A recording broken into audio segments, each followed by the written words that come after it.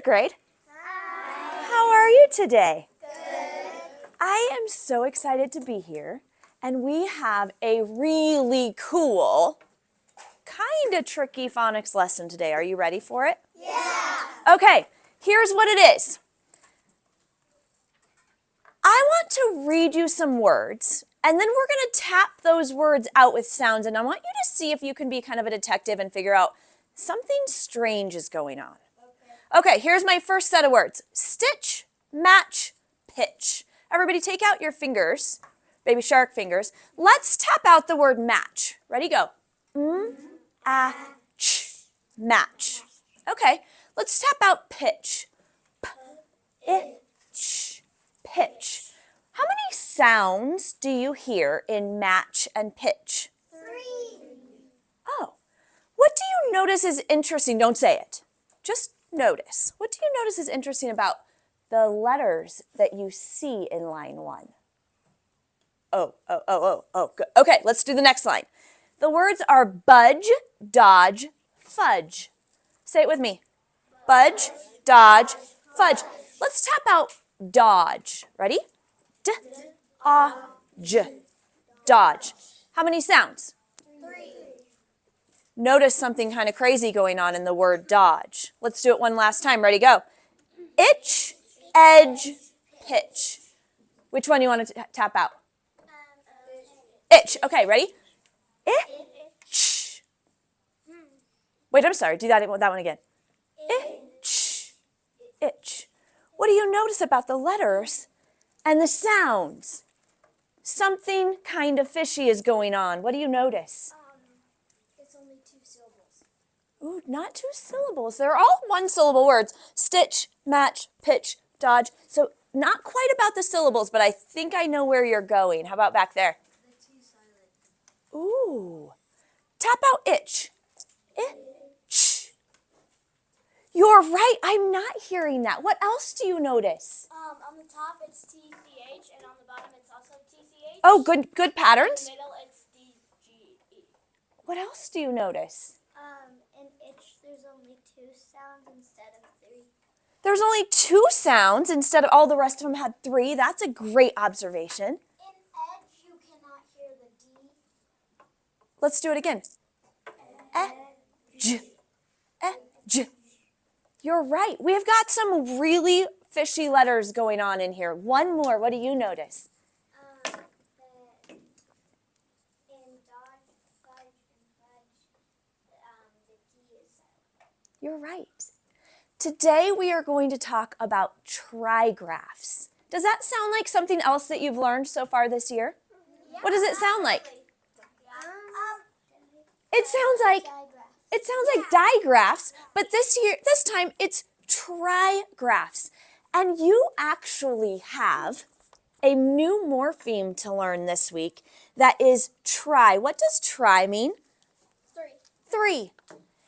Actually, digraphs, di, is 2. So if you have a digraph, you have 2 letters making 1 sound. If you have a trigraph, what do you think you have? 3 letters making 1 sound. Okay, let's take a look and dive into trigraphs and digraphs. Do you remember when we learned about the shorts?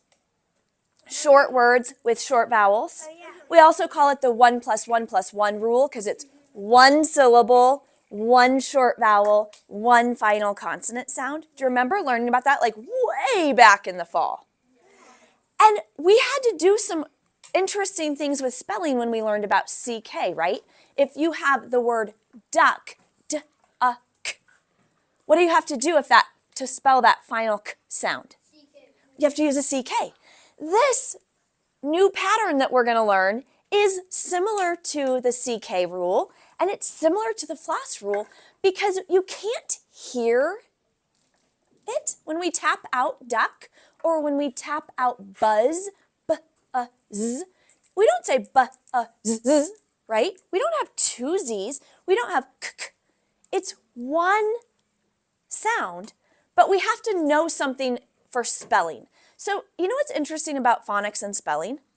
Phonics is really about the sounds, and we can usually hear them.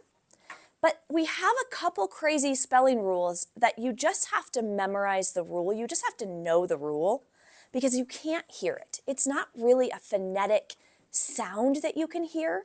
It's more like you just have to know the spelling pattern. So these new trigraphs that we're going to learn this week is exactly that. If you just tap out the sounds, you won't spell it correctly. You just have to know this new spelling rule. So, are you ready to learn some new spelling rules? Yes. You guys are so great. Okay, your packets, you have them. You're going to need them in just a second. We're going to learn about the DGE spelling rule and the TCH spelling rule. So, we already know about the floss spelling rule. We already know about the CK spelling rule. And we know that sometimes to spell a word correctly, we just have to know these kind of interesting spelling patterns. This is the next one. Are you ready? Open up your Everything Reading notebook where you just glued in TCH and DGE.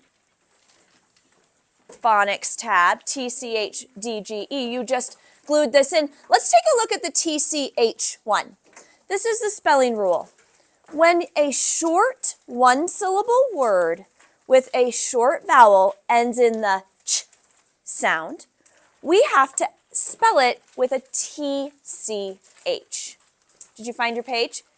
If not, that's okay. Just leave your notebook open for a second. Let's learn it and then we'll write about it. Okay? So this is an interesting one because you can't hear it. You just have to know the rule.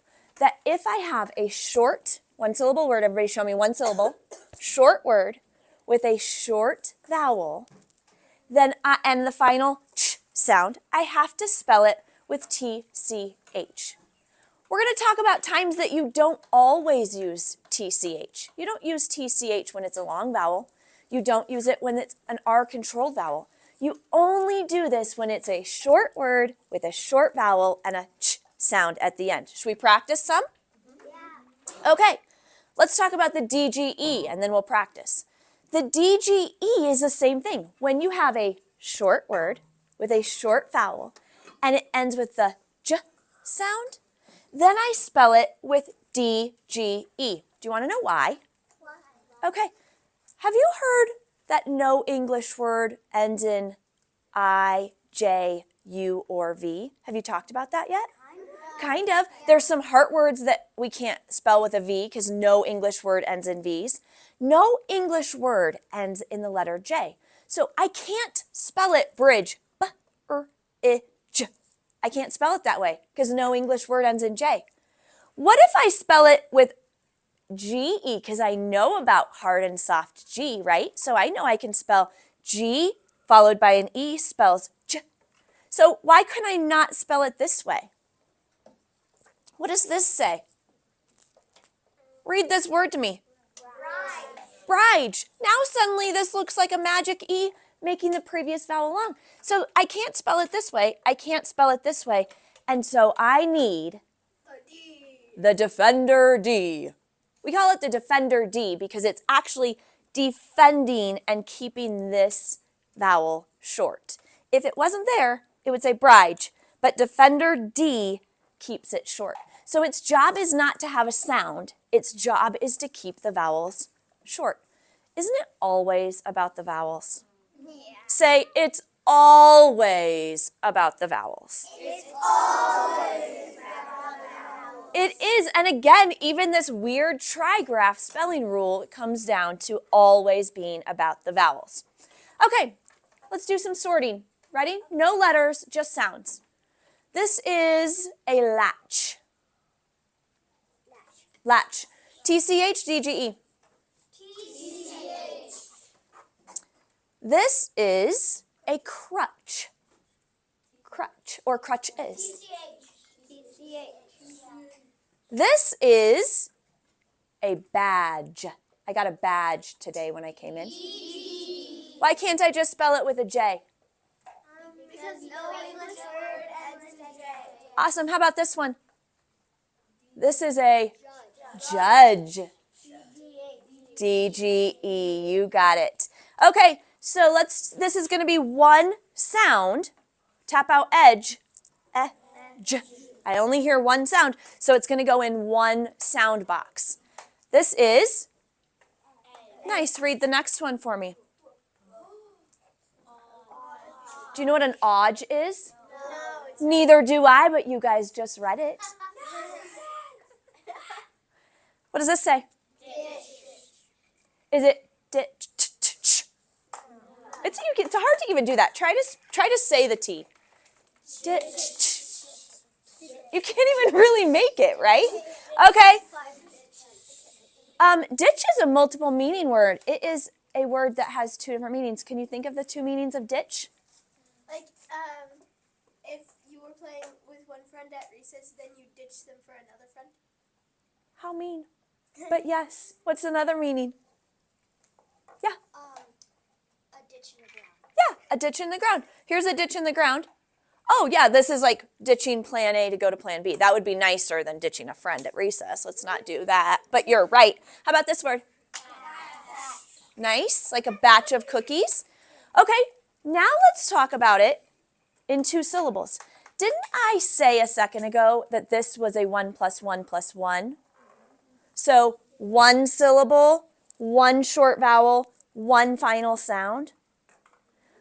But every once in a while, you do see these patterns in two-syllable words.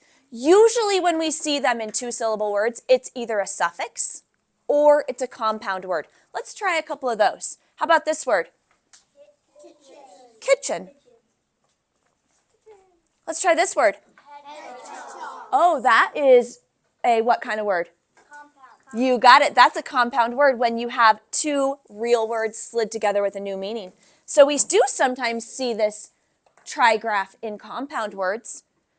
Okay, let's try a couple. Would you take out your, what should we take out? Do you guys have your folders with your sound boxes and syllable scoops? Yeah, take out your yellow word work folders. Open it up to the, open it up to your sound boxes and syllable scoops. We've done some decoding, and now we're going to do some encoding or some spelling. Okay.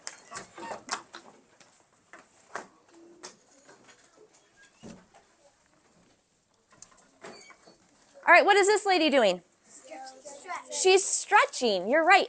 But without the suffix ing, the word would be stretch. Say stretch. Good. Tap out the sounds in stretch. Sh. Ooh, 5 sounds. Can you capture 5 sounds in your sound boxes? We use sound boxes for one syllable words. Capture all 5 sounds.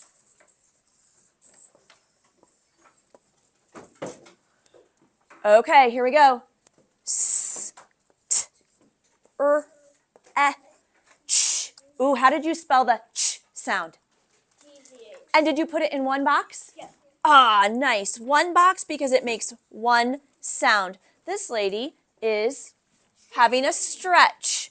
You got it. It is one short word, one short vowel, and one final consonant sound. So I have to use TCH. Let's try another one. What is this lady called? Judge. A judge. Go ahead, say judge. Tap out the sounds of judge. J, j. Ooh. I want to say that final sound, j, is a J. Am I right? No. Why not? No English word ends in I, J, U, or V. All right, so capture the sounds in judge. J, j. Ooh, how did you spell that j sound? D-G-E. How many sound boxes is it in? 1. You got it. Okay, let's try the next one. Oh, there's multiple meanings for this one too. So a lady's job or a person's job, when you are in court, they make the final decision, right? That's a judge. What's another meaning of judge? Maybe way in the back. What's another meaning of judge? Go ahead. Yep. Like judging a book from its cover. Ooh, I like the idiom. Don't judge a book by its cover, or don't judge the guy eating pizza. Maybe he already had a salad. We shouldn't judge. Okay. Oh, did you check your judge? How'd you do? Good. Okay. Anybody know what these girls are playing? Hopscotch. Hop is a real word. Scotch is a real word. Hopscotch is a compound word. Turn your paper over. Let's do syllable scoops this time. So I have 2 syllables, hop, scotch. Capture the sounds in hop.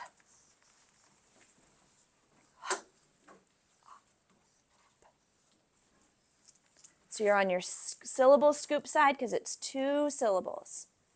All right, capture the sound in scotch. S, k, ch. Okay.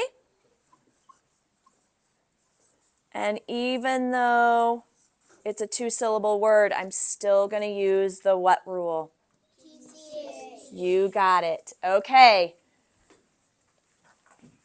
Check your work. How'd you do? Good. Give yourself a pat on the back if you spelled it correctly. Nice. All right. So, our final mission today. Talking about our new morphemes. So you put these morphemes in your morphology tab. Bi means 2, like bicycle. Can anybody think of any other words that start with bi that would mean 2? Could be word detectives. We come to a word that has bi. I would think I could guess its meaning based on knowing that morpheme. Ooh, binoculars. Why would binoculars have to do with 2? Yeah, you have 2 eyeballs, right? Yeah. So it's seeing 2 lenses. Can anybody else think of one more word? Bicycle. Bicycle. Why would bicycle have to do with 2? There's 2 wheels. Nice. And tri is a word or is a root that means 3, like a tricycle. So a bicycle has 2 wheels. How many wheels does a tricycle have? 3. And a trigraph would have 3 letters making 1 sound. Nice. Okay, so I have one quick thing to show you so that you can move on to today's word sort. Sometimes I don't use TCH. Sometimes I don't. I know to use TCH when it's a short word with a short vowel and 1 final consonant sound. Bless you. But what happens in this word? What about in the word pinch? Everybody say pinch. Pinch. Tap out pinch for me. P-I-N-C-H. Ooh. Did that follow our rule? 1 syllable? Pinch. Yeah. Does it have 1 short vowel? It did, right? Here's my short I. Does it have 1 final sound? Ooh, no, it had ch, right? Had 2 sounds. So when it has another consonant, we do not use TCH. Because if we did, look how this would be spelled. Pinch. That doesn't even look right, right? So if it has another keeper consonant right here, you do not use the TCH. Let's do one more. Spell the word, spell the word crunch. Like I'm going to crunch on my Easter candy. But not in school. We don't want to drive our teachers crazy. Crunch. Okay, how did you spell it? K-R-U-N-C-H. Did you spell TCH or just CH? Just the digraph. I already had this extra sound, so I don't use TCH. It also, you do not use TCH if it is a long vowel or an R-controlled vowel. Let's try this one. Let's try the word teach. Teach. Say teach. Tap it out for me. T-E-ch. And I'm going to use the T-E-A vowel team to spell teach. Do I use a TCH? No, because it's a short word, but it is not a short vowel. And the last one, let's try one with an R-controlled vowel. Let's do the word March. March, like the month, March. R, ch. TCH or just CH? CH, because R-controlled vowels are not short vowels, right? So when you're doing your sorts today, you're going to think through three things. Is it a short word with a short vowel and one final ch or j sound? Cool? Yeah. You guys did amazing. Thank you so much. I had a great time. Give yourselves a round of applause. Yay! I know some people do that. You do? I rarely do it because. Well, you should because it's fun. Yeah. What do we say?